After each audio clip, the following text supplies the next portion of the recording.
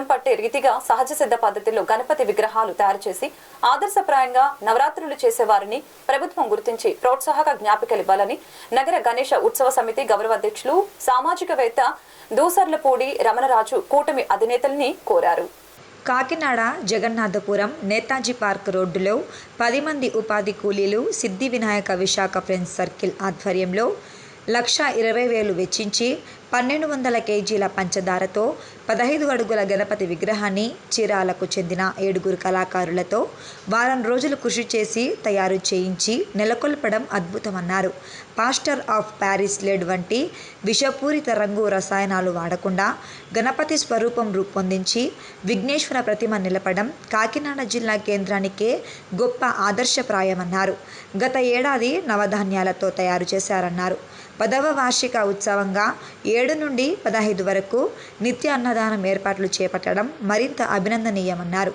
మజ్జి సత్యప్రసాద్, సంతోష్ కుమార్, మడ్డు శ్రీనివాసరావు, వాసా శ్రీను, నలమశెట్టి సురేష్, కోకల దుర్గారావు, పబ్బినీడి వీరబాబు, నేమాల సురేష్, నల్లాకుల శ్రీనివాస్, మెండ శ్రీనివాస్, అనిశెట్టి వీరబాబు, సురేష్, మున్నగు రోజువారీ తమ సంపాదనలో 50% మొత్తాన్ని కేటాయించుకొని దాతల సహకారంతో 7 లక్షల రూపాయల ఖర్చు మేరకు ఉత్సవాల నిర్వహణ చేస్తున్నారన్నారు.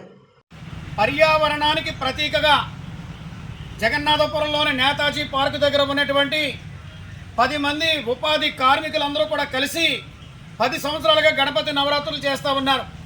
ఈ గణపతి నవరాత్రులు ఆషామాషిగా చేయడం లేదు. పర్యావరణ హితంగా ఇక్కడ నవధాన్యాలతోటి కిందటి ఏడాది గణపతి నవరాత్రులు నిర్వహించారు.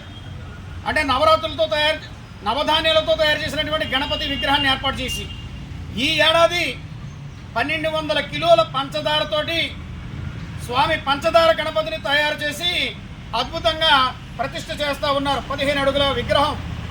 దీనికి 7 లక్షల రూపాయలు ఖర్చు అవుతూ ఉంది. మొత్తం గణపతి నవరాత్రుల నిర్వహణ అంతా కూడా 7 లక్షల రూపాయల ఖర్చు. 1,20,000 రూపాయలు పెట్టి ఈ యొక్క గణపతి విగ్రహాన్ని తయారు చేశారు.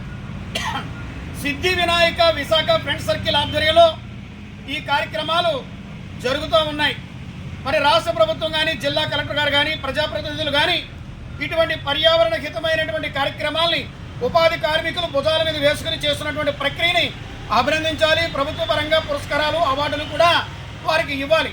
కాబట్టి ప్రతి ఒక్కరూ కూడా కాకినాడ నగరమే కాదు, జిల్లా వ్యాప్తంగా ఉన్నటువంటి ప్రతి ఒక్కరూ కూడా ఈ పంచదార గణపతిని దర్శించండి, ధరించండి. 9 రోజులు కూడా అన్నదానం చేస్తూ ఉన్నారు. స్వామి యొక్క అన్నప్రసాదాన్ని కూడా స్వీకరించవలసిందిగా నగర గణేశ ఉత్సవ సమితి మీ అందరికీ కూడా విజ్ఞప్తి చేస్తోంది.